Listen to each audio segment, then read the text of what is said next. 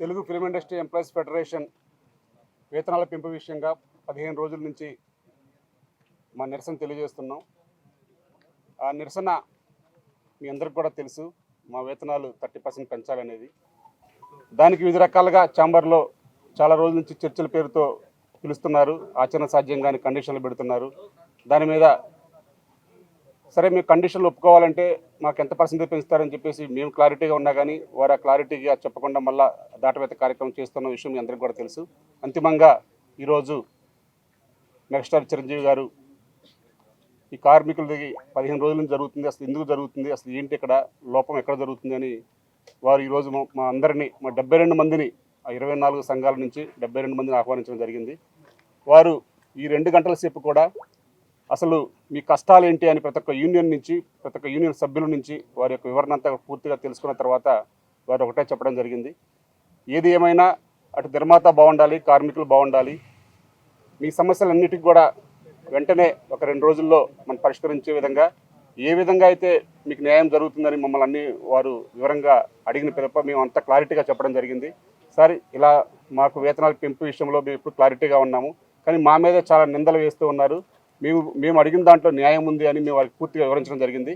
కానీ వారికి వివిధ రకాలుగా వారి సమస్యలు వారు చెప్పారు, నిర్మాతలు కానీ ఇంకా నిన్న మొన్న వచ్చిన వారందరూ కూడా మా సమస్యలు కూడా ఈరోజు చెప్పాం కాబట్టి వారు కూడా విత్తిన రేపు కానీ ఎల్లుండి కానీ ఈ సమస్య పరిష్కరిస్తామని చెప్పడం జరిగింది. వారు కూడా సేమ్ కండిషన్ల గురించి పూర్తిగా మాట్లాడారు. మేము కూడా కండిషన్ల గురించి ఒక ఫ్లెక్సిబిలిటీగా ఎలా ఉండాలి ఏంటి అనేది క్లారిటీగా మాట్లాడాం. ఏదేమైనా మనందరం కూడా కుటుంబం, ఆ కుటుంబం అనేది మన ఛాంబర్ సమక్షంలో మేమందరం కూడా ఉన్నాం కాబట్టి మేము ఒక సయోధ్యగా వెళ్ళడానికి మాకు కూడా కొన్ని సూచనలు చేయమని చెప్పడం జరిగింది. అవన్నీ కూడా మేము వీరశంకర్ గారు, అమ్మిరాజు గారు, అలెక్స్ గారు, అలాగే మా కమిటీ సభ్యులందరూ కూడా మొత్తం కూడా ఏదేమైనా మా వర్కర్స్కి న్యాయం జరగాలి, అలాగే నిర్మాత బాగుండాలని మేము కూడా వారికి చెప్పడం జరిగింది. ఏదైనా రేపు కానీ ఎల్లుండి కానీ ఈ సమస్యకి పరిష్కారం ఇక్కడ దొరుకుతుందని మేము ఆశిస్తున్నాం.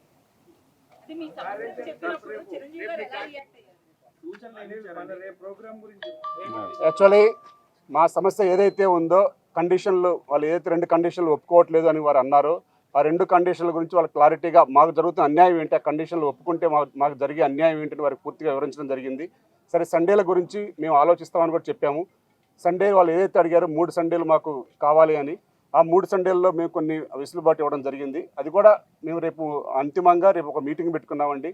మేము వర్కర్స్ అందరం కూడా ఒక బహిరంగ సమావేశం లాగా పెట్టుకున్నాం. 24 యూనియన్ల సర్వసభ్య సమావేశం లాగా అందరం కూడా ఒక దగ్గర కలిసి ఈ కండిషన్ల గురించి వారందరూ కూడా మా సభ్యులందరికీ ఎక్స్ప్లెయిన్ చేస్తామని చెప్పాము. కంపల్సరీ పెట్టుకోండి, పెట్టాలి కూడా, అందరికి కూడా తెలియాలని కూడా వారు చెప్పారు. కాబట్టి ఏదైతే వాళ్ళు సండేలు అన్నారో సండేలకు మేము ఫ్లెక్సిబిలిటీ ఇస్తామని చెప్పాము. ఆ ఫ్లెక్సిబిలిటీ కూడా రేపు సభ్యులతో మాట్లాడి వచ్చిన తర్వాత చెప్తామని చెప్పాము. అలాగే 9 to 9 కాల్ షీట్ గురించి పూర్తిగా మాకు దానివల్ల ఎలా లాస్ అవుతుంది, ఎలా కొన్ని యూనియన్లకు బెనిఫిట్ అవుతుంది, అసలు బెనిఫిట్ కాని యూనియన్లు ఏంటి అనేది కూడా క్లారిటీగా మేము అంతిమంగా ఒకటే చెప్పాము. మాకు దానివల్ల ఎంత లాస్ అవుతాము, దానివల్ల ఏంటి, ఆ లాస్కు సంబంధించిన బెనిఫిట్ ఏంటి అన్నీ కూడా క్లారిటీగా వారికి వివరించడం జరిగింది. ఏదేమైనా మా కష్టాన్నంతా కూడా ఈరోజు చాలా కూలంకుషంగా 2 గంటల సేపు ప్రతి ఒక్క యూనియన్లో జరుగుతున్న సమస్యలు ఏంటి, మా మీద పడ్డ నిందలు ఏంటి, మమ్మల్ని ఏ విధంగా కార్డుల విషయంలో కానీ ఇంకా వివిధ రకాల అంశాల్లో ఈ మధ్యకాలంలో వచ్చిన ప్రతి ఒక్క అంశాన్ని కూడా వారు లేవనెత్తారు. ప్రతి దానికి కూడా మేము కూలంకుషంగా వారికి వివరించడం జరిగింది. అంతిమంగా రేపు పబ్లిక్ అందరికి చెప్పిన తర్వాత మరలా ఒక 5గురిని రమ్మని చెప్పారు. మా సైడ్ నుంచి ఒక 5గురు, వాళ్ళ సైడ్ నుంచి ఒక 5గురు వస్తాం, మేము పిలుస్తాను. అంతిమంగా సమస్య పరిష్కారం చేద్దాం. ఏదున్నా మన ఛాంబరు, కౌన్సిల్ మనందరం కూడా కలిసికట్టుగా పనిచేసుకోవాలి. ఏదున్నా నా దాకా వచ్చి మీరు సమస్య ఇప్పుడు వివరించడానికి ఎప్పుడైనా సరే నా డోర్లు తెరిచే ఉంటాయి అని వారు అసలు ఈరోజు చాలా ఆనందంగా ఉంది. ఎందుకంటే వివరంగా ప్రతి ఒక్క యూనియన్లో ఏం జరుగుతుంది, అసలు ఎక్కడ ప్రాబ్లం ఉందనేది వారు అడగడం మా అందరికి కూడా చాలా సంతోషకరంగా ఉంది. ఉందండి, నిరసన కాదు, జనరల్ రేపు జనరల్ మా నిరసన ప్లస్ మా జనరల్ అన్ని సమస్యలు మా పబ్లిక్ వివరించడానికి అక్కడ ఏదైతే ఈ 2 కండిషన్లు ఉన్నాయో ఆదివారాలు కానీ, అలాగే ఏదైతే 9 to 9 కాల్ షీట్ అని వారు అంటున్నారో ఆ 9 to 9 కాల్ షీట్ కూడా సభ్యులందరికీ చెప్పి అక్కడ వారి నిర్మాతల గురించి, వారి సమస్యల గురించి కూడా చెప్పారు. ఆ సమస్యలన్నీ కూడా మేము అక్కడ అందరికీ వివరించి, మా సభ్యులందరికీ వివరించి ఆ తదుపరి మేము ఇక్కడ వచ్చి వారి సభ్యుల యొక్క నిర్ణయాన్ని మీకు తెలియజేస్తామని చెప్పాం. దానికి కూడా వారు ఆమోదం తెలపడం జరిగింది. ఏదేమైనా సమస్య త్వరగా పరిష్కారం కావాలని మేము కూడా ఆశిస్తున్నాం. ఇప్పుడే ఛాంబర్ నుంచి కూడా పిలుపు వచ్చింది, మేము మాట్లాడుతున్నాం ఛాంబర్లో, మీరు కూడా ఛాంబర్కి రావాలని చెప్పారు. కాబట్టి ఏదైనా మరి రేపు మా తరపున అయితే మా నిరసన కంపల్సరీ, ఆ నిరసన అనకుండానే మా సర్వసభ్య సమావేశం లాగా అందరం కూడా ఒక ఐక్య వేదిక లాగా ఏర్పడి మాకు జరుగుతున్న అన్యాయాన్ని కానీ మాకు జరగవలసిన న్యాయాలు కానీ అన్నీ కూడా అక్కడ కూలంకుషంగా సభ్యుల సమక్షంలో చర్చించి ఒక నిర్ణయం తీసుకుంటామని మేము ఏంటండి జనరల్ బాడీ మాకు జనరల్ బాడీ సమావేశం ఎస్ చెప్తున్నాను లేదు సర్వసభ సమావేశం చెప్తున్నాను సంజీవ్ గారి ఇంటికి సమస్య వచ్చినప్పుడు ఆయన అవమానించినట్లు కాదా? ఏదండి ఇంకా విషయం ఆయన సాల్వ్ చేస్తానని మీకు చెప్పాడు. నిరసన చేస్తే ఆయన అవమానించినట్లు కదా, ఆయన చేతిలో ఇష్యూ ఉంది కదా ప్రజలు. కాదండి, మేము వారికి వివరించడం జరిగింది. మేము సర్వసభ్య సమావేశంలో ఏర్పరిచి మా నిరసన ఏదైతే 15 రోజుల నుంచి చేస్తున్నామో దానికి ఒక కన్క్లూజన్గా సభ్యులకు కూడా వివరించాలి అని మేము ఆల్రెడీ పెట్టుకోవడం జరిగిందని చెప్పాము. దానికి సభ్యులకు వివరించాలి, అది మంచి పనే. మీరు చేస్తుంది కూడా మంచి పని కాబట్టి అది చేయండి, తప్పనిసరిగా సభ్యులందరూ వివరించండి. వివరణ నిరసన కాదు ఆ 2 పాయింట్ల మీద మాకు సభ్యుల్లో ఉన్న క్లారిటీ కోసం అని చెప్పి రేపు పెట్టుకోవడం జరుగుతుంది. ఆ క్లారిటీ వచ్చిన తర్వాత తదుపరి రేపు ఈవినింగ్ కానీ ఎల్లుండి కానీ మళ్ళీ ఇక్కడికి పిలుస్తా అని చెప్పారు. నిర్మాతల్ని, ఛాంబర్ని, భరతభూషణ్ గారిని, ఛాంబర్ పెద్దలను అందరినీ పిలుస్తా అని చెప్పారు. నిరసన కాదు మేము వివరణ క్లారిటీ చెప్పామండి. మేము నిరసన తెలియజేద్దాం అనుకున్నమాట వాస్తవం. కానీ ఇప్పుడు చర్చలకు పిలిచారు కాబట్టి చర్చలు ఫలిస్తాయని ఆశిస్తున్నాం కాబట్టి రేపు ఏదైతే 2 కండిషన్ల దగ్గర ఆగింది కాబట్టి ఆ 2 కండిషన్లకి మా యొక్క సభ్యులందరికీ 24 కార్మిక యూనియన్ సంఘాల యొక్క సభ్యులందరికీ కూడా వివరించి ఆ 2 కండిషన్లు ఒప్పుకోవాలా వద్దా, ఒప్పుకుంటే ఎలా ఒప్పుకోవాలి, ఒప్పుకోకపోతే ఒప్పుకోకూడదా అనే క్లారిటీ తీసుకోవడానికి రేపు మేము సర్వసభ్య సమావేశం ఏర్పాటు చేయడం జరిగింది. రేపు రేవంత్ రెడ్డి గారు పాలాభిషేకం ఉందండి రేపు. అలాగే ఆ ప్రభుత్వం చేపడుతున్న కార్యక్రమాలు, అట్లాగే మా యొక్క బాధలు కూడా ప్రభుత్వం దృష్టికి తీసుకెళ్ళడానికి రేపు సీఎం గారికి కూడా మేము పాలాభిషేకం చేసి మా యొక్క బాధలు కూడా వారి దృష్టికి తీసుకెళ్ళడానికి మా ప్రయత్నం రేపు చేస్తున్నాం. మాకు రేపు వేతనాలు వస్తాయని మేము భావిస్తున్నాం. ఏదైతే మేము అడిగామో చాలా ఫ్లెక్సిబిలిటీగా, చాలా ఆశాజనకంగానే ఉంది. ఛాంబర్ వారితో మాట్లాడి చెప్తా అని చెప్పారు. కంపల్సరీగా మేము అడిగిన వేతనాలు మాకు కంపల్సరీ వస్తాయని మేము భావిస్తున్నాం. 3 యూనియన్లు ఇప్పటి వరకు అంటున్నారు కదా, ఎక్కువ సాలరీస్ వాళ్ళకి ఇస్తున్నట్లుగా. సో దాని మీద చిరంజీవి గారి రియాక్షన్ ఏంటి? ఆ 3 యూనియన్లో కూడా అంతర్భాగమే. కంపల్సరీ వారికి కూడా న్యాయం చేయాలని చెప్పి చిరంజీవి గారు చెప్పడం జరిగింది. అది చాలా హర్షణీయం. ఎందుకంటే అట్లా ఆ విడగొట్టడం కరెక్ట్ కాదు. వారి పర్సంటేజ్లో ఏమైనా మార్పులు ఉంటే కనుక కూర్చొని మాట్లాడాలి తప్ప వారి ముగ్గురికి పెంచమంటం కరెక్ట్ కాదు. అది నేను మాట్లాడతానని చెప్పారు. తప్పనిసరిగా వారి ముగ్గురికి కూడా పెరుగుతాయి వేతనాలు. ఇంకా ఇప్పుడు మమ్మల్ని రమ్మన్నారు. ఇప్పుడు ఫోన్లో మాట్లాడతారు. ఎప్పుడు అనేది సమయం చెప్తారు వాళ్ళు. కానీ రేపైతే మాత్రం మాకు కార్యక్రమం ఉందని చెప్పాము. వారు కూడా పెట్టుకోమని చెప్పారు. అంటే ఛాంబర్ ఓ పక్క చిరంజీవిని మీరు కలుస్తున్నారు. ఛాంబర్ అత్యవసర సమావేశం నిర్మాతతో పెట్టింది. దాన్ని ఎలా చూడాలంటారు? అంతిమంగా ఒకటే అండి, చిరంజీవి గారు పెట్టినా, బాలకృష్ణ గారు పెట్టినా ఏదన్నా కార్మికుల సంక్షేమం, నిర్మాతల సంక్షేమం కోసమే ఆలోచన చేస్తారు. ఎందుకంటే ఇప్పుడు మెగాస్టార్ చిరంజీవి గారు మా 72 మంది కార్మికులను కూడా కార్మిక నాయకులందరినీ పిలిచి మాట్లాడారంటేనే ఇంకా ఆ సమస్య పరిష్కారం దొరుకుతుందని మేము భావిస్తున్నాం. అలాగే వారు కూడా ఒకటే చెప్పారు, ఏదన్నా ఛాంబరు, నిర్మాతలు అందరూ కూడా ప్లస్ వర్కర్స్ అందరూ కూడా కలిసి రేపు చేసుకోవాల్సిన వాళ్ళం కాబట్టి ఈ సమస్య వాళ్ళని కూడా పిలుస్తాను. ఏదైనా ఒక పెద్ద మనిషిగా మీ ఇద్దరి మధ్యలో ఒక సయోధ్య కుదర్చడానికి నేను ప్లాన్ చేస్తాను తప్ప సమస్యని ఇంకా ఎక్కువ జటిలం చేయడం బాగోదు. కాబట్టి వారి సైడు సమస్యలు ఉన్నాయి, మీ సైడు సమస్యలు ఉన్నాయి కాబట్టి ఆ సమస్య పరిష్కారానికి నేను మార్గం చూపుతాను. ఆ మార్గం మధ్యలో నా అవసరం ఎంత ఉంటే అంతవరకు నేను సాధ్యమైనంత వరకు మీ ఇద్దరికీ న్యాయం చేసే విధంగా ప్రయత్నం చేస్తాను వారు చెప్పడం జరిగింది.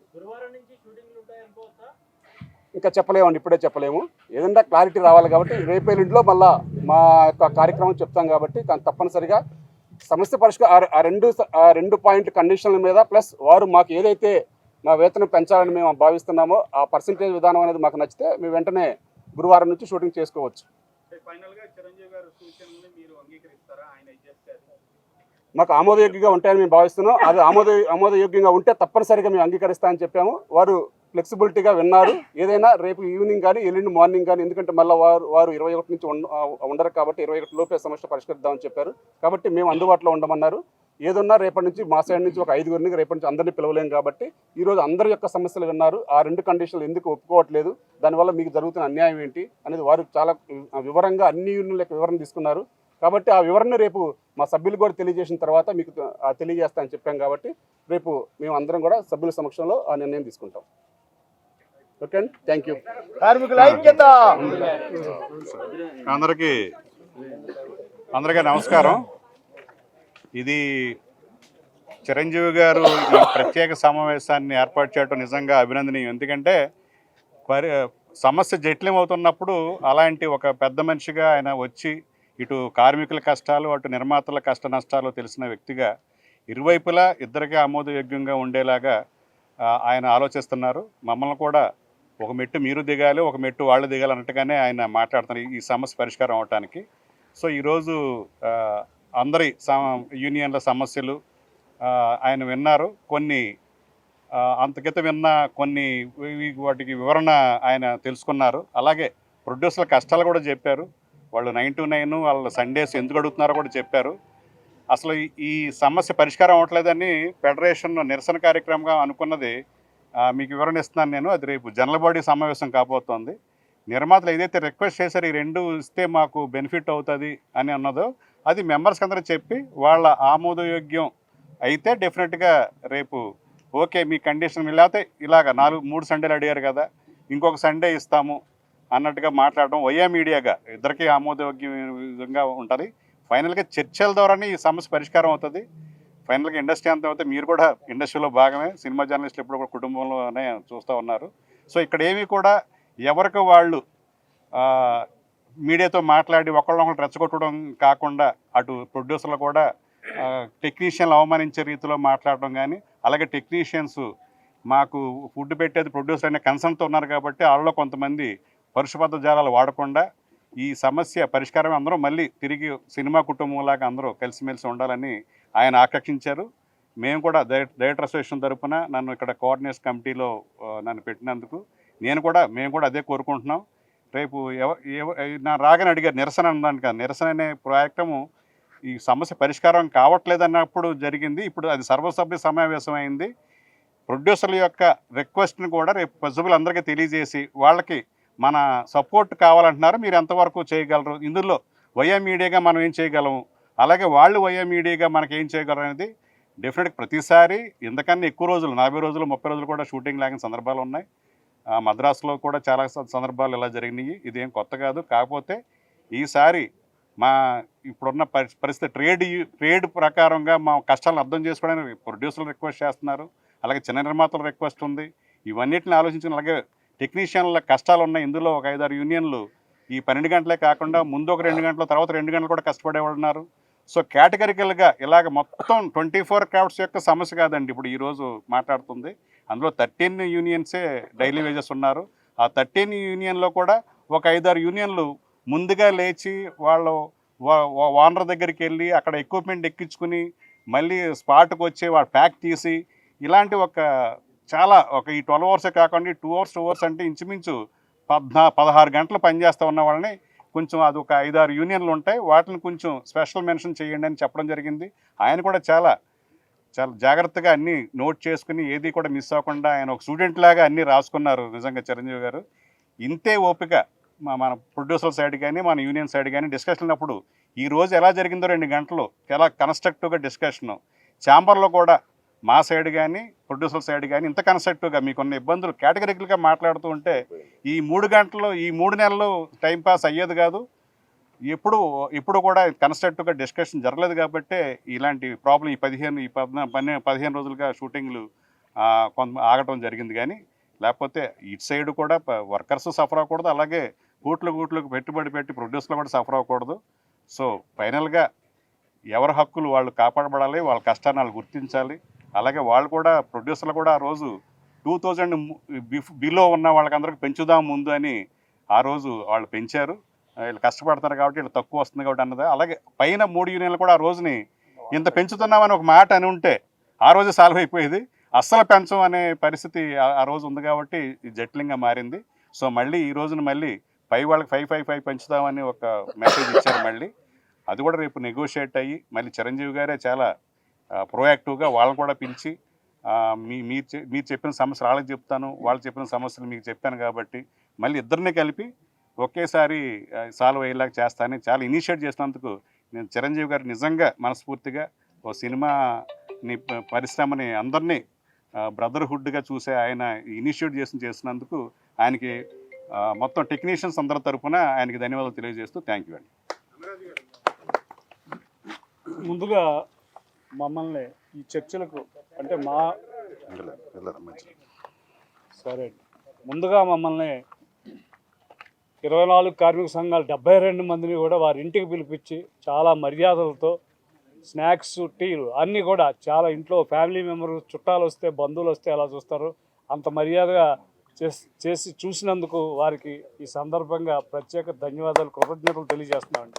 మనం ఎవరు వచ్చినా టీ కాఫీ ఇస్తాం, స్నాక్స్తో సహా తెప్పించి 2 అవర్స్ మా అనిల్ గారు, మా శంకర్ గారు, నేను, మిగతా కార్మిక సంఘాల నాయకులందరూ కూడా చెప్పిందంత వివరంగా విన్నారండి. చాలా సంతోషం. ఎందుకంటే అంత టైం స్పెండ్ చేసి ప్రతి అంశం ఆయనకి దాదాపు 40 ఏళ్ళు క్రాస్ అయి ఉంటుంది వారి ఇండస్ట్రీకి వచ్చి. వారు అన్ని కూలంకుషంగా అటు నిర్మాతలకు కానీ, దర్శకులు కానీ, మిగతా మా కార్మికులు కానీ అన్ని వివరంగా విన్నారండి. 2 డేస్లో దీని అంతటిని సాల్వ్ చేయగలరని ఆ సత్తా వారికి ఉందని ఈ మీడియా ముందుగా మా అనిల్ గారు, శంకర్ గారు చెప్పారు. డెఫినెట్గా మంచి ఫలితాలు వస్తాయి. రేపు ఎల్లుండిలో మళ్ళీ చక్కగా మీ ముందుకు వస్తామండి. చాలా హ్యాపీగా వెళ్తున్నామండి. అంతే హ్యాపీగా మళ్ళీ రేపు మిమ్మల్ని కలుస్తాం. ఇంకో రోజు ఇంకా హ్యాపీగా వచ్చి సార్ని కలిసి మీ ముందే అది రిలీజ్ చేస్తామండి. థ్యాంక్ యూ అండి. నమస్కారం అందరికీ. ఎంతసేపు ఉన్నందుకు నమస్కారం.